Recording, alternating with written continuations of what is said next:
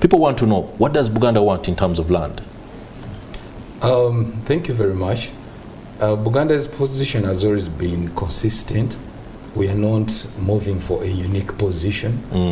We don't want to be treated in a special status, but all we're demanding is equity. We're demanding for fairness. We demand for fair play. Where you have a situation of conflicting or overlapping rights on land, you have a land or registered owner, and then you have the tenant on the land.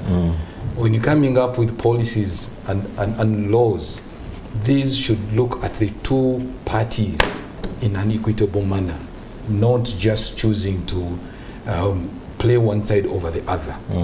And Buganda Land Board, the Kingdom's Land Management Agency, has tried to give a clear blueprint of what government will be doing. No wonder the challenges that exist on Milo land between those overlapping rights are not that many on Kabaka's land. Why? Because we are trying to offer a blueprint that government should be using, or another person interested in harmonious living should be using.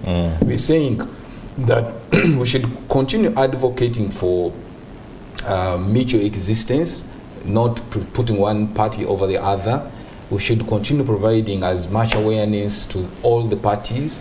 We should continue facilitating documentation, and when you come to the rates payable, then we shouldn't be going for nominal rates, because then the landowners will be complaining. But rather, if you look at the Busuru and individual law, then in that regard, it was trying to protect over-exploitation, but it was recognizing that the people using the land were getting something economical from the land. So as a result, they should be paying something to the landlord. So we're coming up with a policy. We should equally address access to financing. The Buganda Land Board has made partnerships with financial institutions where the tenants on Kabaka's land can be helped to acquire finance to regularize their tenure on land. So the policy should be that comprehensive, looking at all aspects, awareness, looking at equity for the parties involved, looking at access to finance, looking at all those things in a consolidated manner. In our attempts, most of the things have been tenant driven, tenant paid. But we're saying, well, what can government do in such a procedure? One, if the land problem is going to exist, then government can look at things like using the land fund to pay off the landlord, such that the tenants, we don't have that dual problem on the land, dual ownership on the land. They can pay off the landlords. That is a good solution. But where that can't work, then what Buganda Land Board is doing is okay.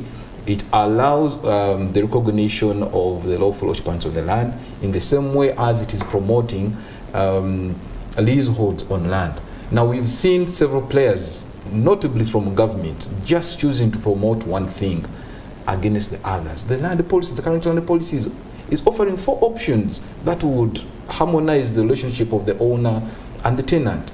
These two parties can choose to buy out from each other, they can choose to lease out from each other, they can choose to share, and then obviously they can go for the ground rent. Now, all the 4 options should be available. Government should facilitate these 4 options where we still have that dual problem in place.